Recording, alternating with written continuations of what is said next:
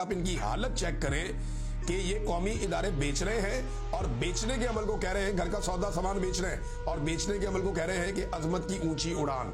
यह पीटीआई का सबसे बड़ा झूठा इमरान रियाज, जिसे सिर्फ सारा दिन और सारी 24 घंटे इसका सिर्फ माइंड पता क्या काम करता है कि मैं देखूं शहबाज शरीफ किस डेवलपमेंट पर काम कर रहा है, फील्ड मार्शल आसम मुनीर क्या कुछ कर रहा है, ठीक है, नून लीग जो है मरीम नवाज क्या कुछ कर रही है। बस इसका माइंड इसी जगह पर लगा रहता है।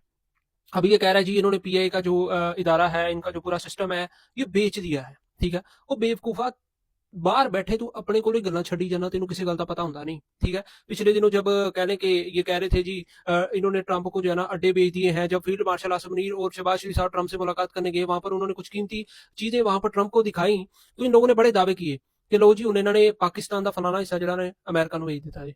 अब फलाने हिस्से का जो सौदा उन्होंने कर लिया कि उतो जिन्ना भी जखीरा निकलेगा ना, जिन्ना भी सोना चांदी पित्तल जो कुछ भी निकलेगा वो अमेरिका के कोल ही जाएगा। ठीक है, इन्होंने दावे किए, लेकिन हले तक सानू इदां दी कोई रिपोर्ट या खबर कोई हलचल सन नजर नहीं आ रही। हुण फिर बड़ा बड़ा दावा कर रहा कि जी पीआईए ਨੂੰ ਇਹਨਾਂ ਨੇ ਵੇਚ ਦਿੱਤਾ, ਸੇਲ ਕਰ ਦਿੱਤਾ, ਜਿਹੜਾ ਇਹਨੂੰ ਖਰੀਦੇਗਾ ਉਹ ਜਿਹੜਾ ਮੁਨਾਫੇ 'ਚ ਜਾਏਗਾ ਤੇ ਇਹ ਆਪ ਘਾਟੇ 'ਚ ਰਹਿਣਗੇ।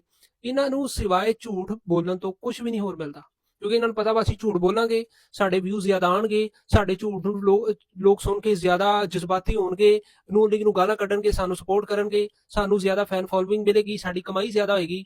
ਇਹਨਾਂ ਦਾ ਮਿਸ਼ਨ ਸਿਰਫ ਇਹੀ ਹੈ। वरना तुम देख लो कि इन्हों की हूं तक जिन्नियां भी गल्लां इन्हें कीतियां सच्चियां रही।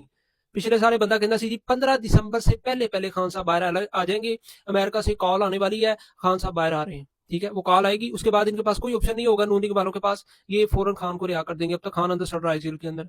तो ये इतना बड़ा झूठा शख्स है कि इसकी कोई भी अब तक बात जो इसने नून लीग के खिलाफ की है या फील्ड मार्शल आसम मुनीर के खिलाफ की है, अब तक कोई एक बात सच्ची साबित नहीं हुई।